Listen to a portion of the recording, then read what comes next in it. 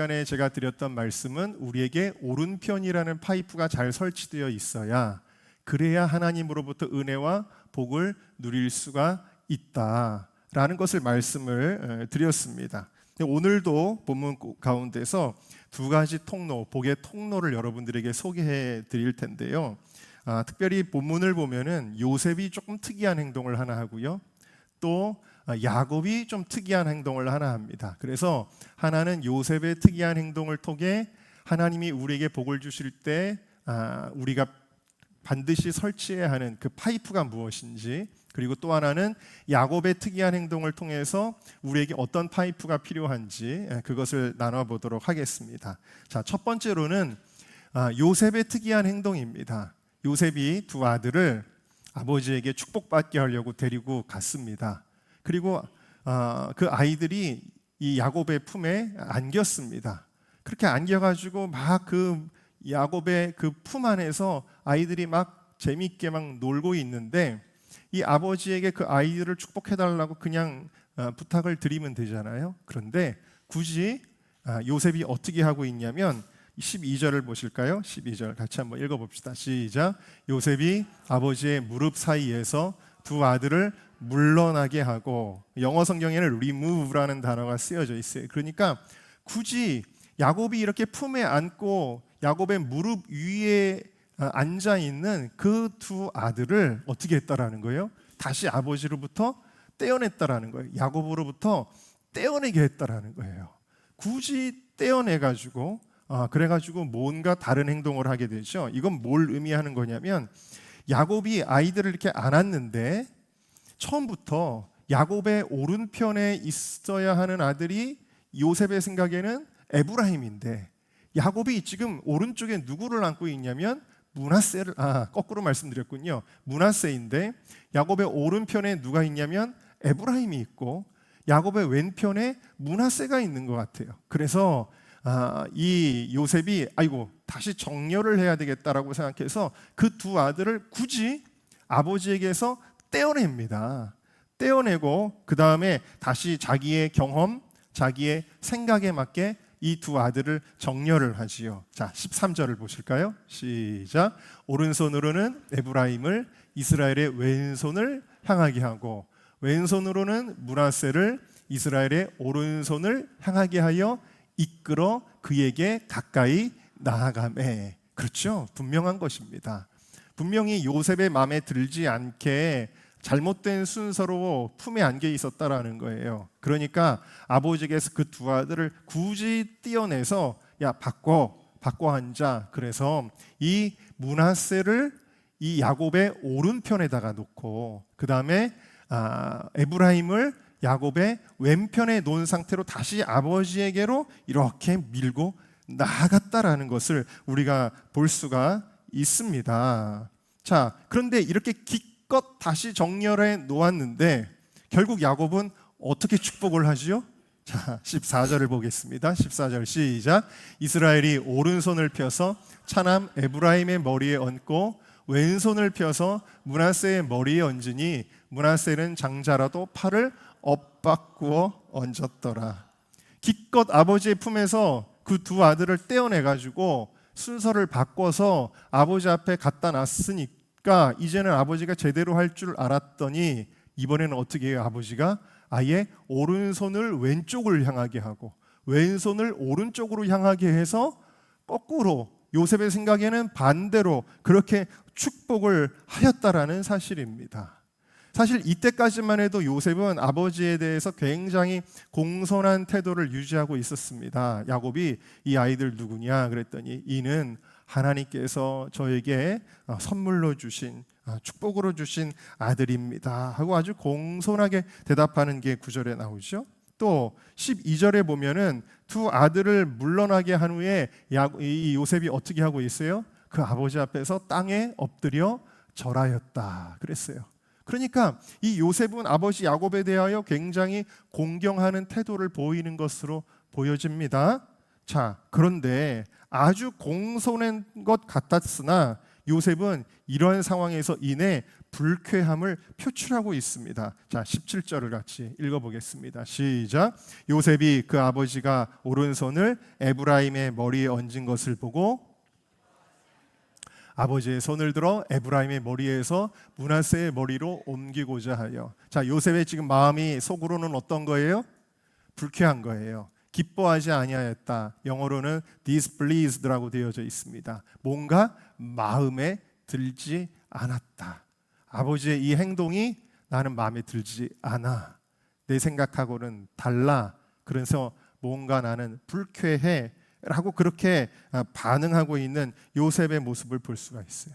요셉의 굉장히 공손함과 대비되는 요셉의 마음속에 있는 무엇이 드러나고 있냐면, 요셉에게는 아버지 야곱에 대한 어떤 염려, 기우 혹은 편견 혹은 무시하는 마음이 이 요셉의 마음속에 있었다라는 거예요.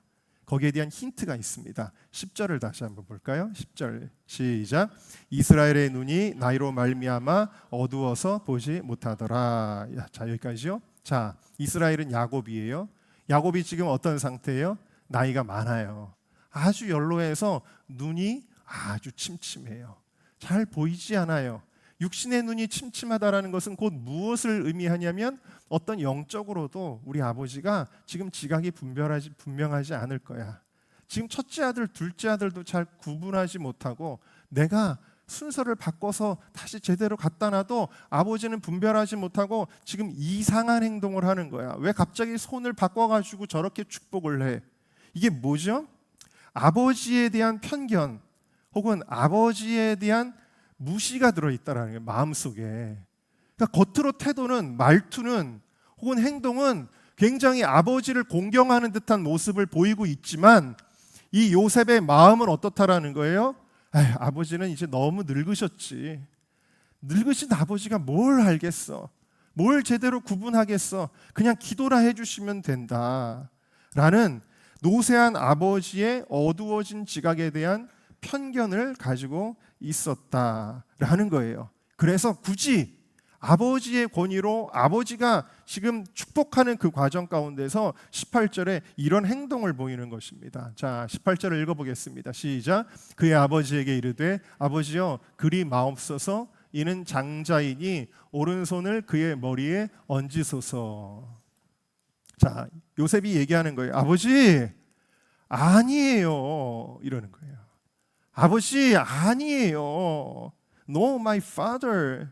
This one is the firstborn. 이 애가 장자예요. 아버지 그거 아니에요. 여러분 어디서 많이 들어보는 말투 아닙니까? 어느 가정에서나 쉽게 들을 수 있는 말투죠. 자녀들이 부모에게 아니에요. 지금 요셉의 어떤 마음이 있는 거예요? 아버지를 신뢰하지 않고 아버지의 권위를 존중하지 못하는, 아버지에 대한 편견과 무시의 마음을 가지고 있는 이 요셉의 마음을 우리가 볼 수가 있는데, 이러한 요셉의 마음과 생각을 야곱이 꿰뚫어 봅니다. 그리고 이렇게 이야기를 합니다. 19절 같이 읽습니다. 시작. 그의 아버지가 허락하지 아니하며 이르되 나도 안다 내 아들아, 나도 안다 그러는 거예요. 자, 야곱이 눈이 나빠서 몰라서 이렇게 한 거예요? 야곱이 지금 너무 치매가 와서 그래가지고 분간을 못하고 손이 지금 잘못 나간 거예요? 그렇지 않다라는 거예요. 야곱이 이야기합니다. 아들아, 나도 안다. 나도 안다. I know my son. I know. 나도 알아. 근데 왜 이렇게 한다는 거예요? 하나님이 지금 이렇게 하시는 거야 라고 이야기를 하는 것입니다. 하나님의 뜻은 네 생각하고는 달라.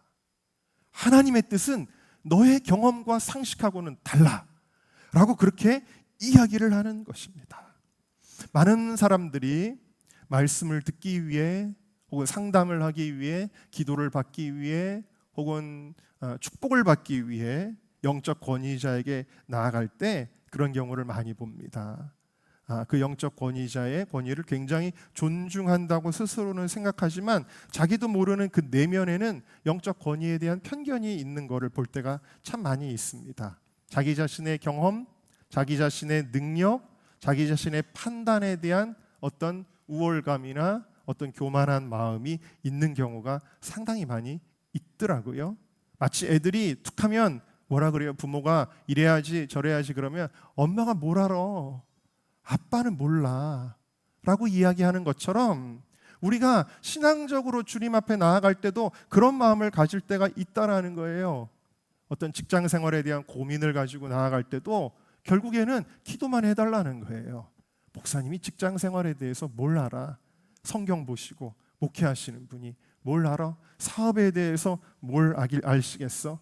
학교 생활에 대해서, 교우 관계에 대해서 목사님이 이제 나이도 많으신데 뭘 아시겠어? 그냥 잘 되라고 기도만 해주시면 되지. 그러면서 결국에는 뭘 가지고 나가는 거예요? 자기의 경험, 자기의 계획을 가지고 나간다. 그리고 자기가 원하는 대답을 듣고 싶어 한다.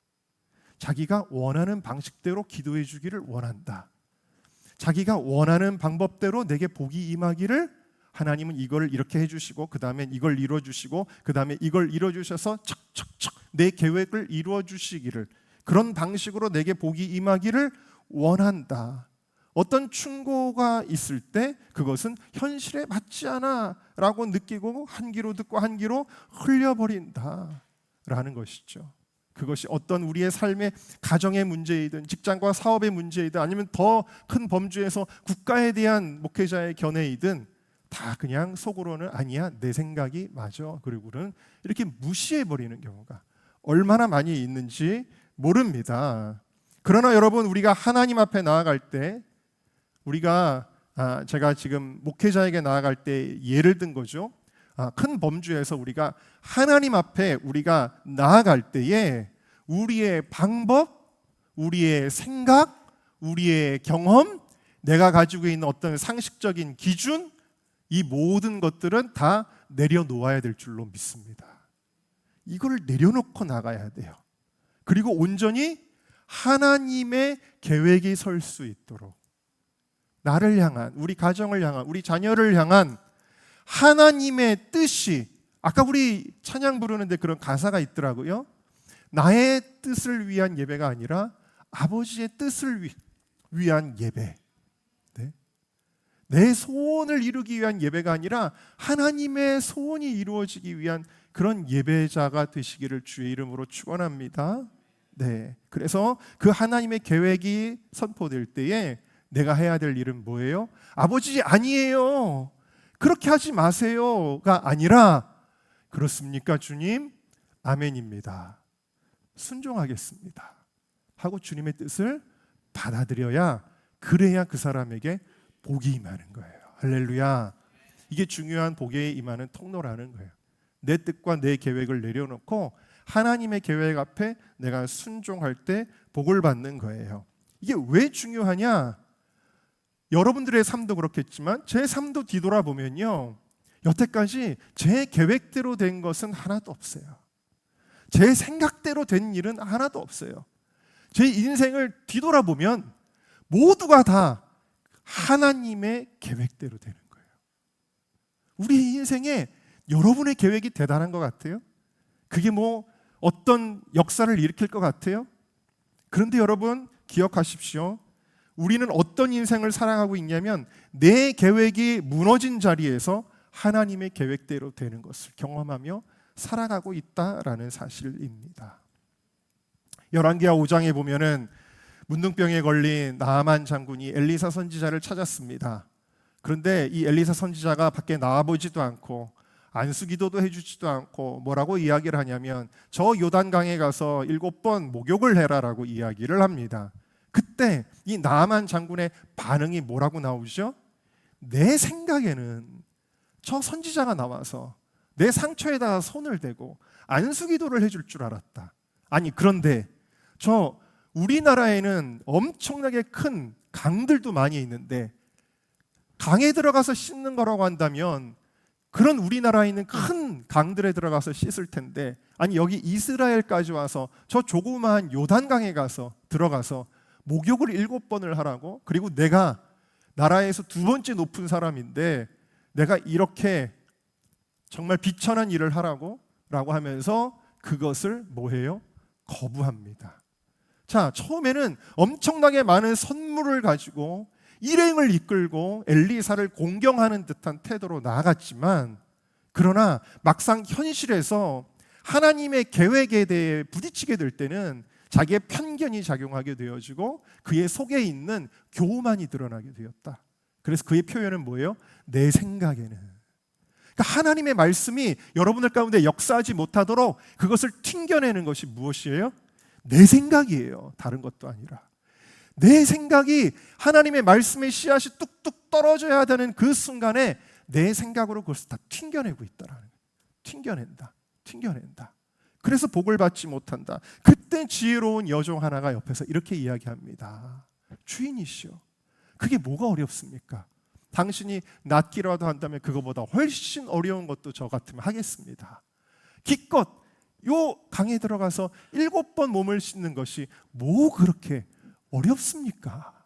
믿져야 본전인데 해보세요, 좀 순종하세요 라고 이야기할 때 그래 볼까 하고 그의 무엇이 바뀐 거예요? 생각이 바뀌었어요. 자기의 생각을 내려놓았습니다. 그리고 엘리사가 명한 대로 그 물에 들어갔습니다. 그때 무엇이 일어나요? 기적이 일어나는 거예요. 그때 그 누구도 고칠 수 없었던 문둥병이 깨끗하여져서 어린아이와 같이 되었다라는 것입니다. 누가복음 5장에 보면은 밤새도록 어부들이 물고기를 잡았는데 한 마리도 잡지를 못했습니다. 아, 이거 오늘 웬일인가? 도대체 무슨 일이지? 왜 이렇게 고기가 잡히지 않지? 그리고 이를 악착같이 물고 그래도 잡아보려고 새벽까지 그것을 한 거예요. 그런데 그들은 실패하고 정말 마음이 허탈한 가운데 있었는데 그때 예수님께서 그들에게 명하십니다. 깊은 데로 가서 그물을 내려라. 예수님이 뭘 알아요? 여기 지금 어부들은 수십 년 동안 갈릴리 바다에서 물고기를 잡았던 사람들인데 예수님이 무슨 이 물고기 잡는 것에 대한 지식이 있습니까? 지금 왜 이 말씀을 드리냐면 갈릴리 바다는 헬몬산에 그 빙하가 내려오는 물이기 때문에 물이 차가워서 그나마 연안에서 물고기가 잡히지 깊은 데는 물고기가 없단 말입니다. 근데 예수님은 이 어부들의 상식, 경험에 맞지 않는 이야기를 하시는 거예요. 깊은 데다가 그물을 던져라. 깊은 데다. 그러면 내 생각에는 그거는 아닌데요. 지금 가뜩이나 물고기 안 잡히는데 거기는 전혀 없습니다라고 대답을 해야 되잖아요. 그런데 베드로가 뭐라고 대답을 하고 있습니까? 누가복음 5장 5절을 한번 우리 같이 한번 읽어볼까요? 시작. 시몬이 대답하여 이르되 선생님, 우리들이 밤이 새도록 수고하였을 때 잡은 것이 없지만은 말씀에 의지하여 내가 그물을 내리리이다. 할렐루야. 내 생각은 사실 솔직히 말씀드려서 이거 안 맞습니다라는 거예요. 안 맞지만 내 생각을 주님의 말씀 앞에서 내려놓겠습니다. 그리고 그 말씀 앞에 내가 순종하겠습니다. 그때 무엇이 일어나요? 기적이 일어나는 거예요. 그물이 찢어지도록 물고기가 잡히는 놀라운 역사가 일어나게 되어진 줄로 믿습니다. 지난 주간에 한 청년이 저에게 이야기하는 거예요. 목사님, 제가 계획이 하나 생겼습니다. 무슨 계획인데 제가 뭘 공부를 해서 자격증을 따서 그걸로 돈을 많이 벌어서 하나님께 영광을 올려드리겠습니다 라고 자기의 계획을 이야기해요. 뭐 그럴 수 있죠. 근데 거기까지 좋았는데 그 다음에 하는 얘기가 뭐냐면 그래서 목사님, 제가 교회 일을 다 좀 내려놔야 되겠습니다. 왜냐하면 공부를 해야 되기 때문에 그 모든 계획들을 그 모든 사역들을 다 제가 내려놔야 되겠습니다. 그러는 거예요. 그래서 제가 잘 아는 한 그 전직 국회의원의 이야기를 해줬습니다. 이분 여자 정치인인데 어렸을 때 깡시골에서 살았습니다. 그리고 시골 교회를 섬기다 보니까 거의 피아노를 쳤는데 어렸을 때부터 피아노를 쳤는데 반주자가 누가 있겠어요? 그러니까 그 어린 아이가 어렸을 때부터 교회 반주라는 반주는 다 했습니다.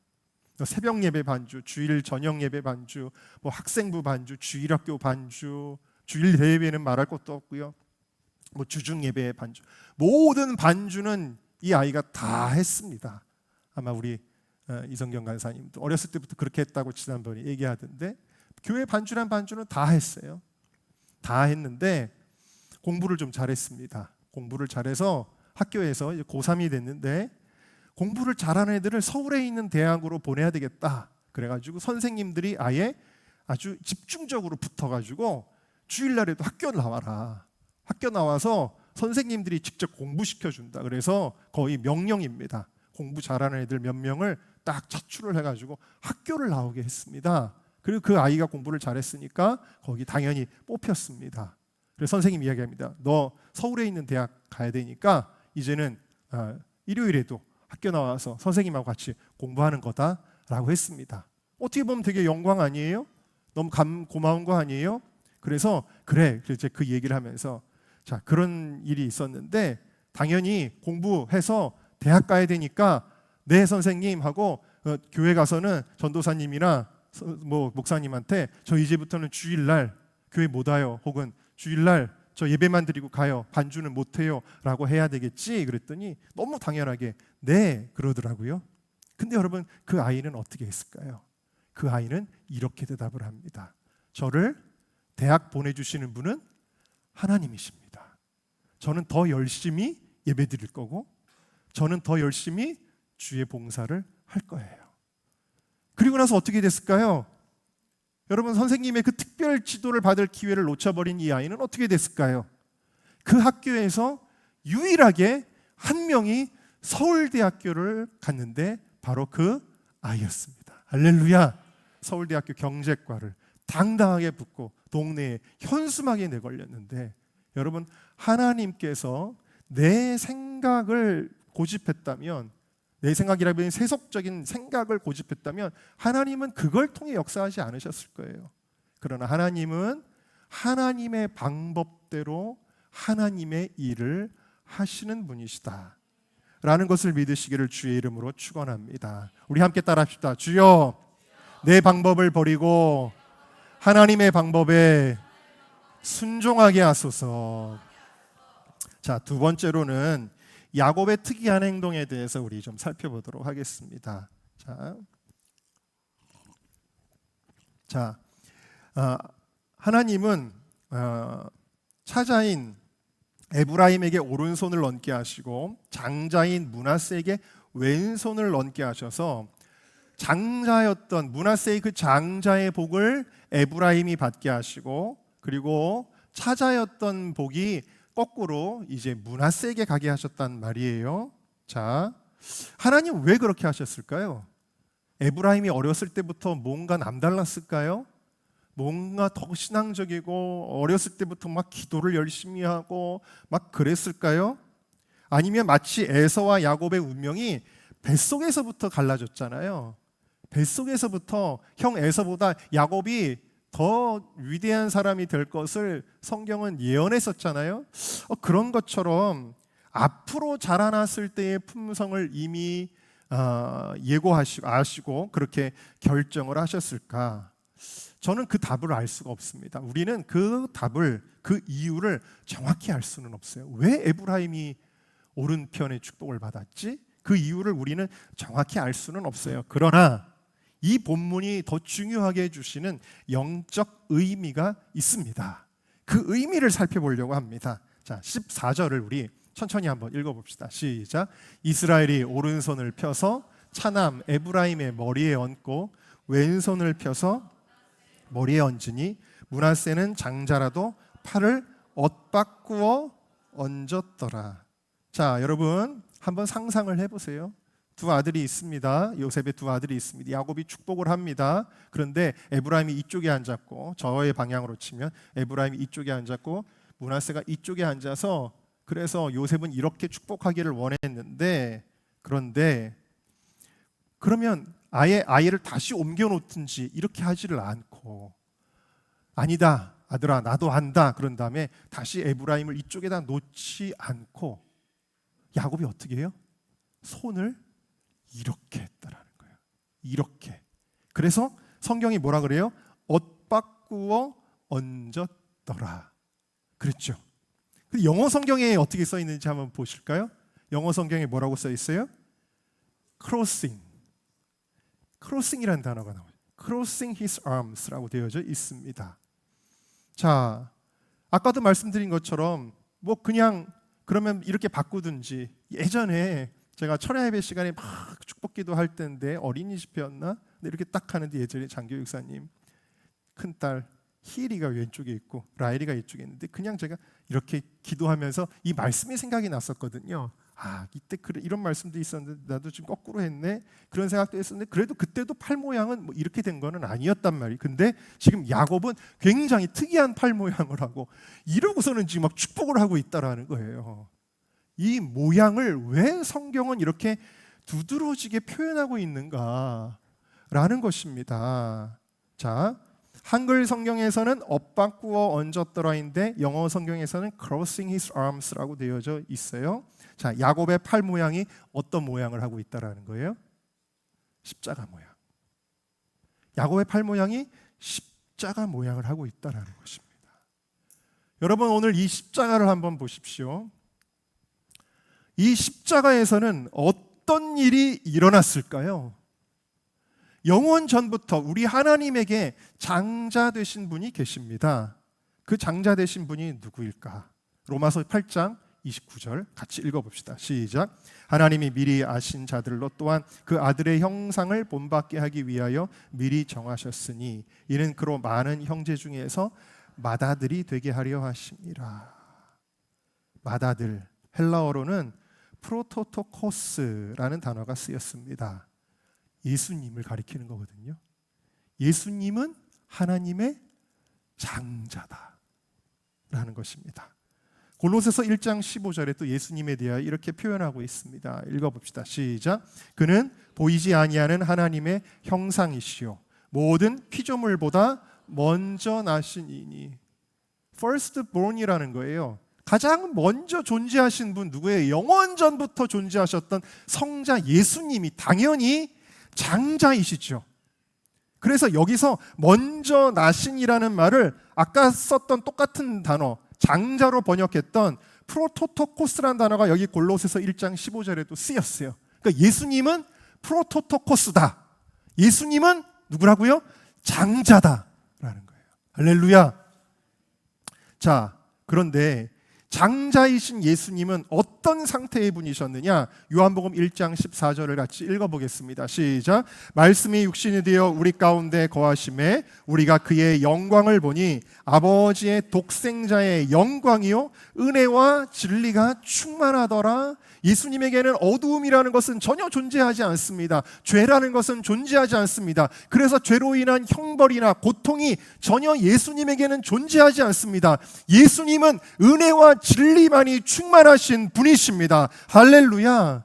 예수님은 흠없고 거룩하신 분이시며 하나님의 사랑을 온전히 받으시는 분이시며 모든 하나님의 그 좋은 것, 선한 것, 그 영광과 상속을 누리시기에 합당하신 유일한 아들이십니다. 할렐루야. 네. 그런데 우리는 어떻습니까? 에베소서 2장에 우리의 상태에 대해서 이렇게 이야기하고 있죠. 같이 읽어보겠습니다. 시작. 그때 너희는 그 가운데서 행하여 이 세상 풍조를 따르고 공중의 권세 잡은 자를 따랐으니 곧 지금 불순종의 아들들 가운데서 역사하는 영이라. 전에는 우리도 다 그 가운데서 우리 육체의 욕심을 따라 지내며 육체와 마음에 원하는 것을 하여 다른 이들과 같이 본질상 진노의 자녀이었더니. 예수님은 하나님의 뜻대로 행하는 자라면 우리는 어떤 존재라는 거예요? 본질상 지 하고 싶은 대로 하는 존재라는 거예요. 네? 우리 교사들, 전도사님들, 청년, 학생들 양육할 때 뭐에서 많이 부딪혀요? 자기 하고 싶은 대로 하겠다는 거잖아요. 여러분 아이를 키울 때 이게 인간의 죄성이에요. 그래서 본질상 어떤 상태였느냐? 진노가 예비된 상태였다. 형벌, 지옥의 형벌이 예비된 그런 자녀였다. 하나님이 창조하시기는 했는데 하나님의 상속을 받는 자가 아니라 진노를 받는 자녀였다라는 사실입니다. 그런데 이 둘의 운명이 그 은혜와 진리가 충만하신 예수님, 장자 되신 예수님의 운명과 본질상 진노의 자녀인 우리들의 운명이 어떻게 됐다라는 거예요? 바뀌어버렸다라는 것입니다. 이게 바뀌어버렸다. 어디에서 바뀌었죠? 바로 십자가에서 바뀌었다라는 것입니다. 요한이 말합니다. 보라, 세상 죄를 지고 가는 하나님의 어린 양이로다. 여러분들의 모든, 저와 여러분들의 모든 죄를 예수님이 대신 지시고 올라가신 것이다. 고린도서 5장 21절 우리 다 같이 읽어보겠습니다. 시작. 하나님이 죄를 알지도 못하신 이를 우리를 대신하여 죄로 삼으신 것은 우리로 하여금 그 안에서 하나님의 의가 되려 하심이라. 죄를 알지도 못하는 예수님은 죄를 뒤집어 쓰셨다라는 거고, 죄인이었던 우리들은 하나님의 의로운 존재로 탈바꿈하게 되었다. 이게 십자가의 사건이다. 예수님은 우리가 받아야 될 모든 나쁜 것들은 다 가져가시고, 우리는 예수님이 상속받아야 되는 가장 좋은 것들을 다 우리가 가져오게 되었다. 이것이 십자가의 교환이라는 거예요.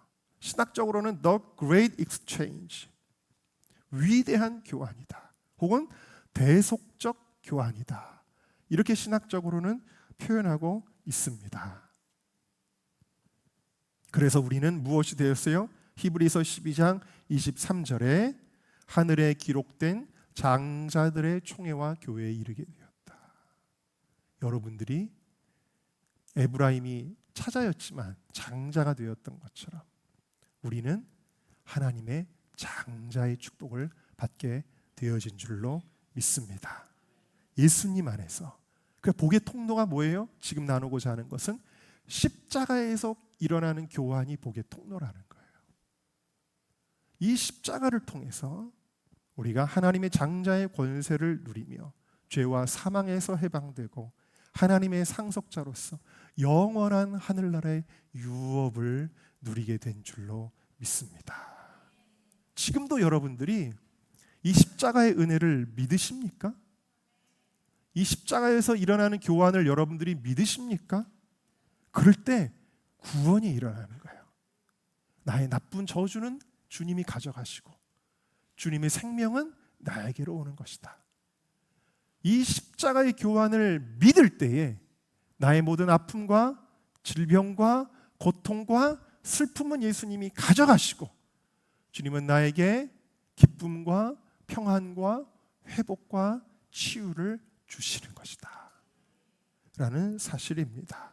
자, 우리 그 믿음을 가지고 한번 이렇게 선포해 보겠습니다. 기도문 쭉 써는 거 있죠? 여러분 저와 함께 같이 믿음으로 읽어보는 겁니다. 같이 시작. 예수님이 나 때문에 벌을 받으심으로 나는 용서를 받게 되었습니다. 예수님이 나 때문에 외로우심으로 나는 행복을 누리게 되었습니다. 예수님이 나 때문에 고난을 당하심으로 나는 평안을 누리게 되었습니다. 예수님이 나 때문에 목마르심으로 나는 목마르지 않게 되었습니다. 예수님이 나 때문에 거절을 당하심으로 나는 환영받게 되었습니다. 예수님이 나 때문에 수치를 당하심으로 나는 영광을 누리게 되었습니다. 예수님이 나 때문에 가난해지심으로 나는 부요를 누리게 되었습니다. 예수님이 나 때문에 저주를 받으심으로 나는 복을 받게 되었습니다. 예수님이 나 때문에 매맞고 상처를 받으심으로 나는 치유를 받게 되었습니다. 예수님이 나 때문에 버림받으심으로 나는 하나님의 자녀가 되었습니다.